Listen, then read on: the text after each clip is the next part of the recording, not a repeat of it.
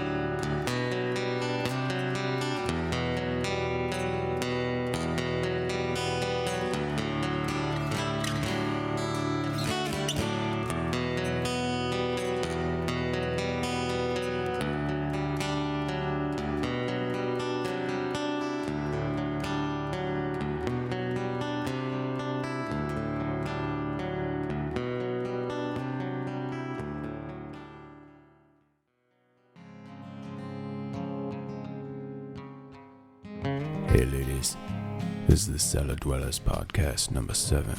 My name is Nick. I'm sitting here with James, and we're out in the beautiful Columbia River Gorge. The Cellar Dwellers Podcast is brought to you by the Big River Grill in Stevenson, Washington, El Reconcito in Bingen, Washington, Hood Printing up in White Salmon, Washington, and of course, fingersmokediscs. This week, James and myself are going to be talking about how professional sports are dependent on corporate backing. We're going to talk about the four-sided Shell Oil Island at the Arnold Palmer Invitational. We're also going to talk about who wins the most when a sanctioned PDGA tournament goes down. But before any of that, James Anderson is going to give us the shittiest T-pad of the week. James. This week's shittiest T-pad is brought to you by Hood Printing, custom t-shirt printing in the Gorge, hoodprinting.com, and Wang Snap Boxer Corporation. Whoa, Snap? Nope, Wang Snap. I'm going to tell you about Paradise Park, located in La Center, Washington, in a swampy bog next to the Lewis River. More of a place to take your hunting dogs to shit than a disc golf course. You will be hit by the strong odor of dog shit the second you open your car door. T1 is 175 feet long, located underneath the freeway bridge. There is no tee box, so I guess start at the basket and walk 175 feet backwards until you feel like there should be a pad and shoot from there. Apparently, everyone throws their garbage out in this exact same spot, and it all funnels down into the ditch directly into the middle of the fairway. Gross. Number 2 is half of a tee pad, but it's still better than number 1. Let's just say that the next 6 fairways are basically underwater. I've played this course in July, and it was still a swampy marshland. Your feet will definitely get wet. If you make it all the way to number 9, you'll find that the tee pad is broken so bad that the back half is completely unusable. I really want to say good things about this place, but you'd probably have better luck at the craps table down the road at one of the 5 casinos, considering the $10 it costs to park at this 9-hole course. The good news is that the evil spirits once guarding this ancient Indian burial ground have finally moved on to haunt a series of parking lots at the casino up the hill. Good luck, guys. Oh snap, we're going down. Don't steal my disc, you fucking dick. Why'd you call my friend's wife a bitch? You fucking dick.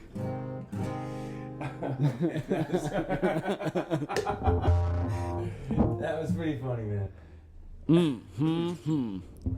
Live with Nick Orr, aka Carcass. My name's Philasophic. I'm a local hip-hop artist. You might have seen me in the mean streets of Hood River. It's cold out here.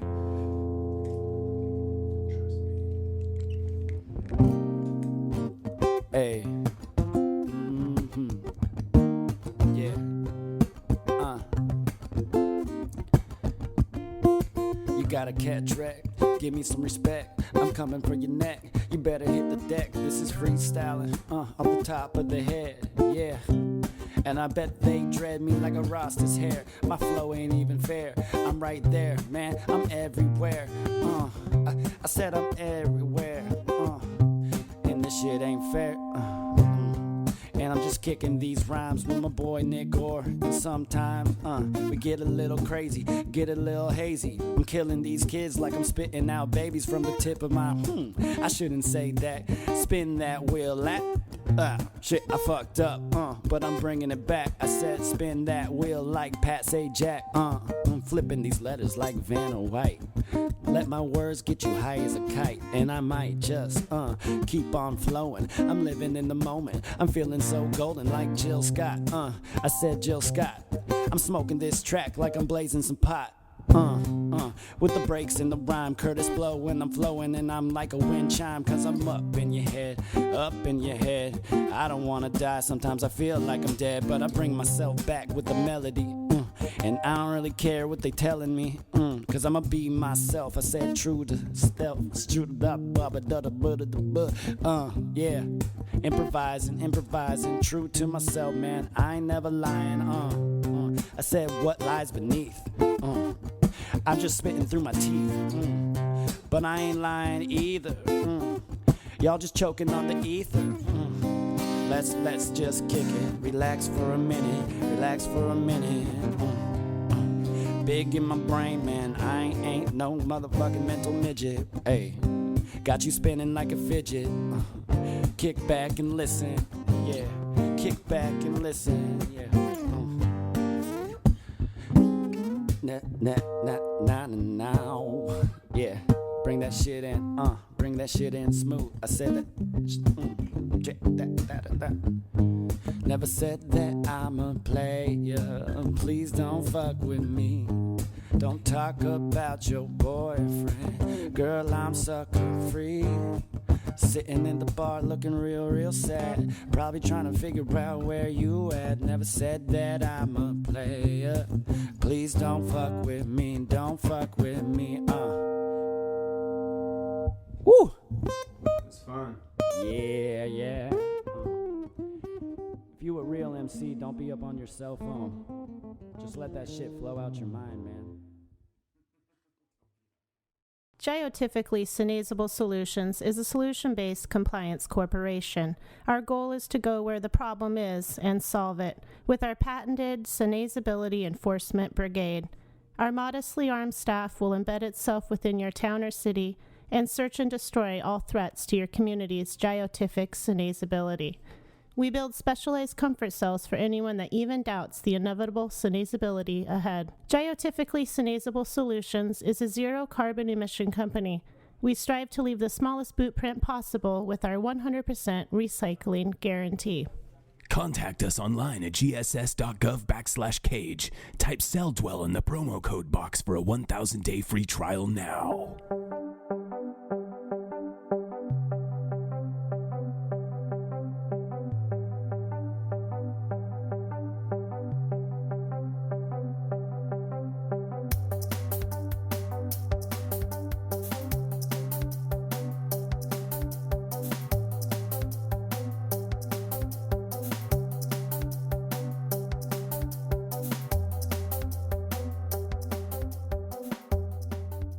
Why don't you tell us what we're drinking here? We're drinking some original Hofbrau from Munich.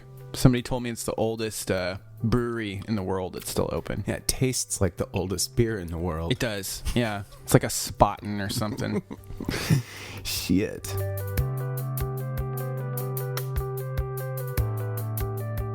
So I want to talk about why Facebook sucks. And I want to talk about Disney-fied realities and alternative facts. So first of all, let me tell you about this experience, James, I had with this dude. So I left a comment on a disc golf club's website. Okay. I figure I should tell you what the comment is out of the gate. Please do.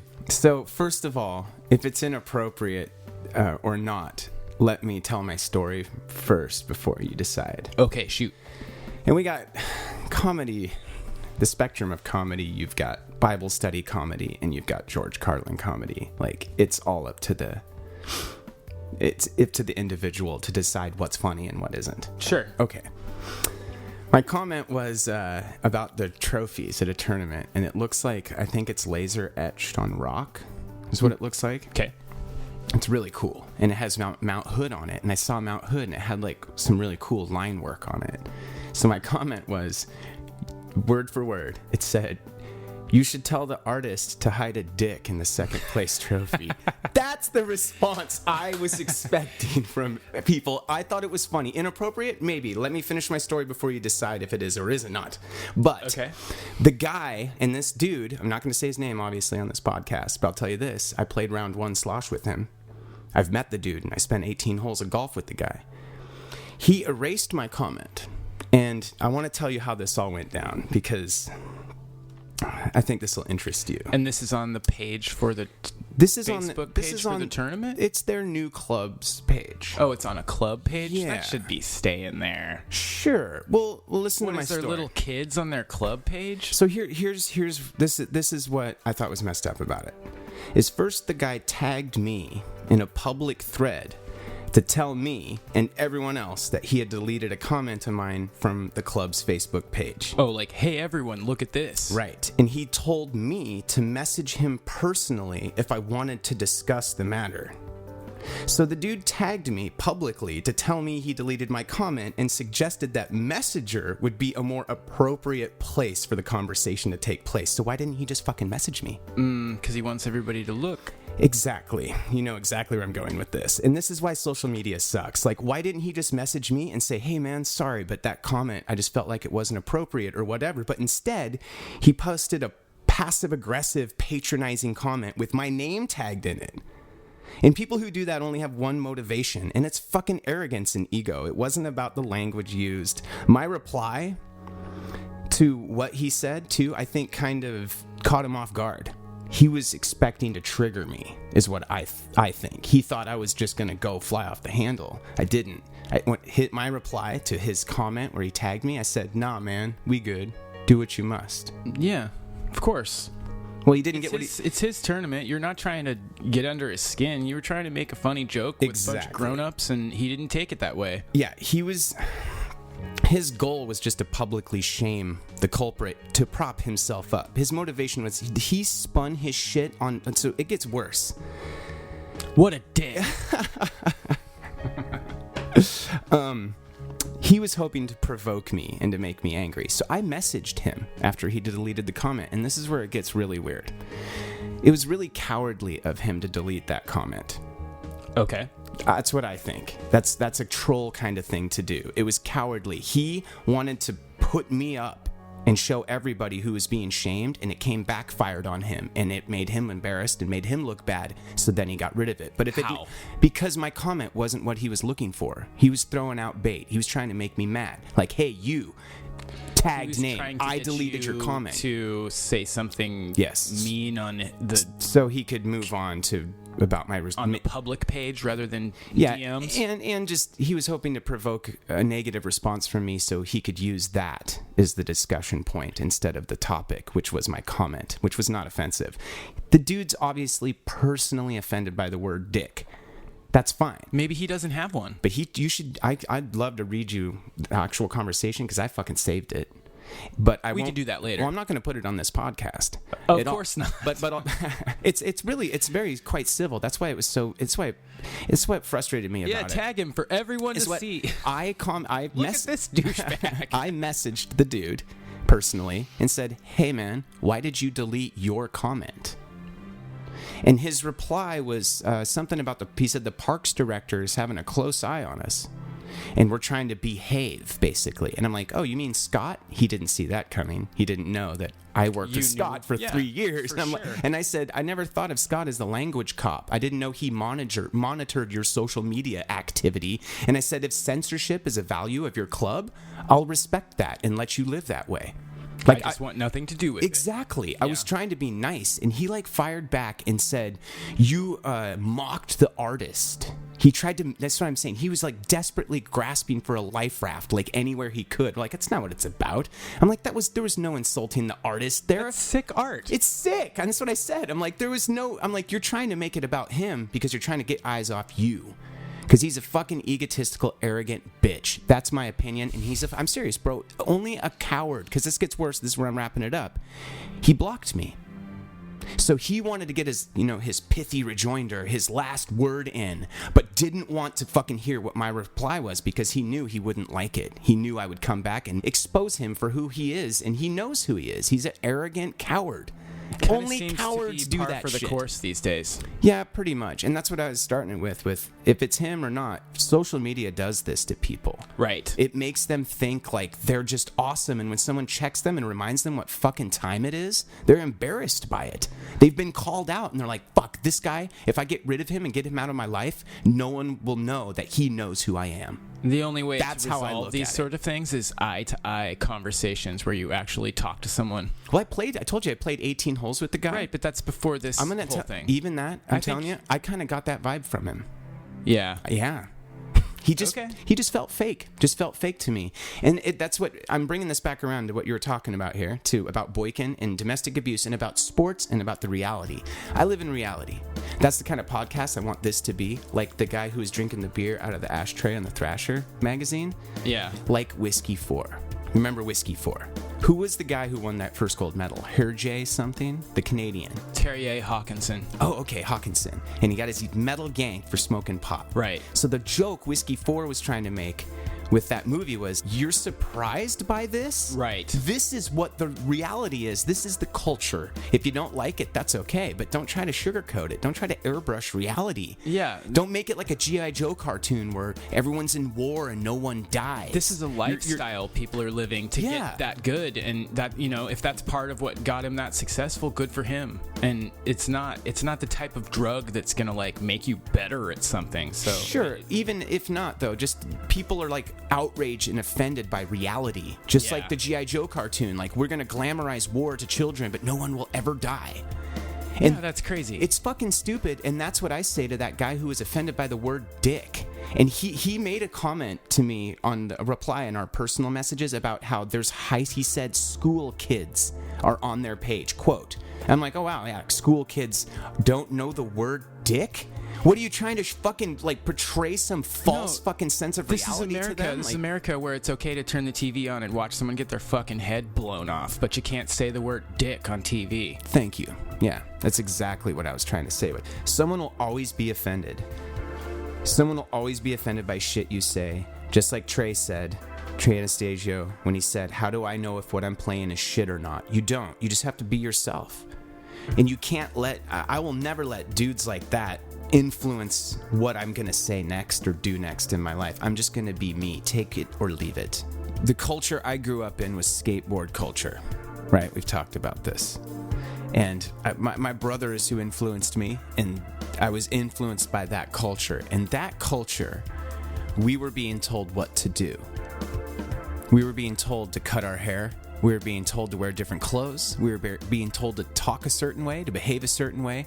And if it was a religious group or if it was teachers at school, there was a ton of people around me in the late 80s and early 90s telling me to be a certain way and to be a certain type of person and to not be myself.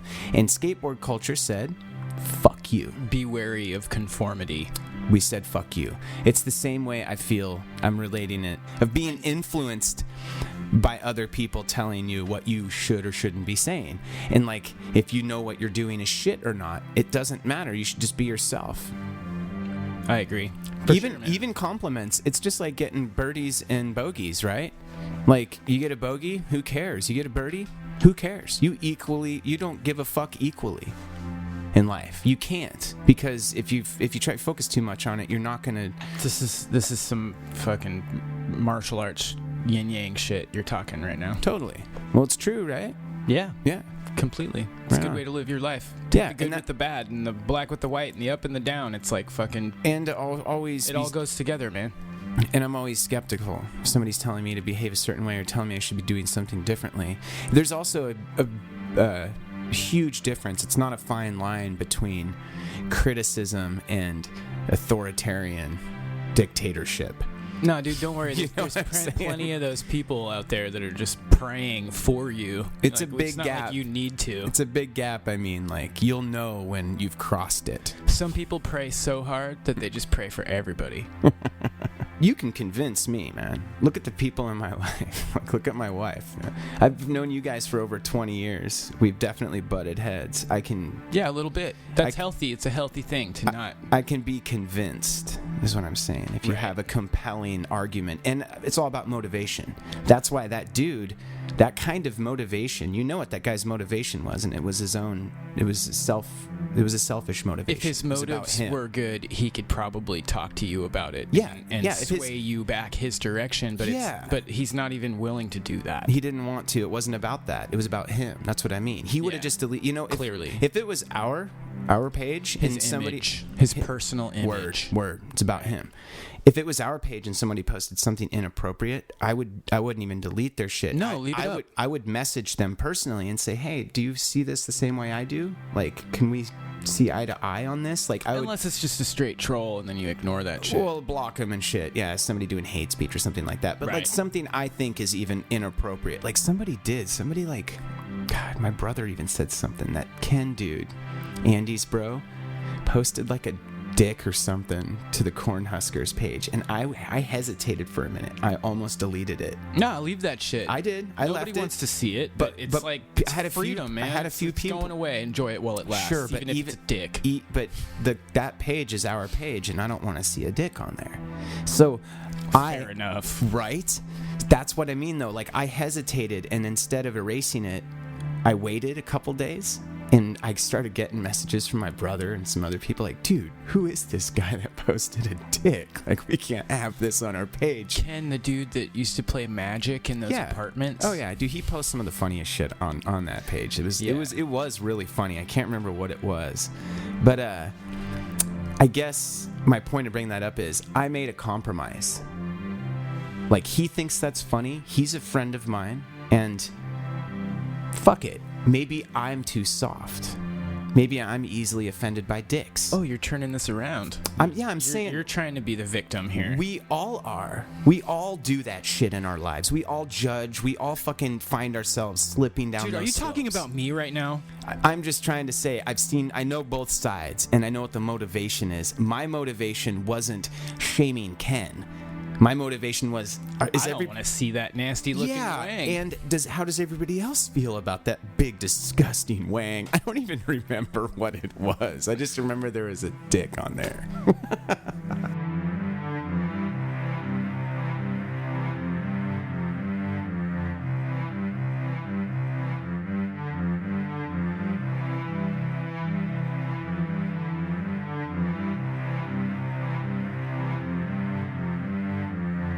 I do have some really weird shit to talk about. So you've been following any of the news? A little bit, yeah. So did you hear about Schneider scouting a quarterback and Wilson Yes. finding out about that shit? Yes. So what the fuck? What's going on in They say Seattle? they want to find a quarterback that'll push Wilson. Like, he has to be paranoid that he's going to lose his spot at any point in time. Oh, okay. Maybe that'll make him Well, better. that's interesting because the Hawks also postponed their meeting with Colin Kaepernick. Did you hear this? They didn't postpone it. He wouldn't agree to not kneel in 2000. Not exactly. He declined to say if he would really stop or not. He didn't. Right. He didn't Yeah. confirm. And He so wouldn't they're like, agree to that. Yeah, but they never said the meeting was canceled. They said it's quote postponed. And that was basically just to be on the practice squad. They weren't even committing to having him as a quarterback. What's going on in Seattle? Nothing. Yeah, it's just weird. It's kind of frustrating. It's just going with my whole fuck the NFL feeling I've been getting for the last fucking 4 years or some shit like that. Kaepernick's lawyer thinks he should just wait out the whole shit and then just take some money later. He thinks that the NFL will end up settling with him over like collusion and shit like that. Well, don't. Yeah, but doesn't he want to play? He does want to play. Yeah. I think he'd be perfect in Seattle. Just everything that him and Russell have been through, starting out as rivals and getting to this point. But it sounds like Russell's world's falling out, dude. Where do you think Russell would go if he left Seattle? Anywhere he wanted. Where the fuck is he from? Badgers? Oh, What Wisconsin. Is Wisconsin? Yeah, that's so, right. So he'd go to Green Bay. Yeah, dude. Can you imagine? That'd be weird. Yeah. Like no. Like He'll Russell, be Aaron Rodgers' backup. No, until Russell Aaron would- Rodgers breaks his back. no, somebody would take him and use him as a starter. Probably, I'm sure. Yeah, probably a team. Put him on the Browns. Oh God, poor dude. That would suck. It would suck if he was. Yeah, this guy that you're talking about, the new quarterback they're trying to get, his name is Stephen Morris for now, right? There was two of them. The other was Josh Allen. Stephen Morris has never played on a team, like in a game, but he's practiced with like 3 different teams. That's the dude from USC, and Yeah. Allen's the guy Yeah. from Wyoming. Yeah. Well, we could use him because we have nothing. Boykin's out because he, like felony drug charges and domestic disputes, and so they cut him. He's gone. So it's just Russell Wilson right now. That's a weird way to go into a Yeah, season. it with is pretty only one weird. quarterback.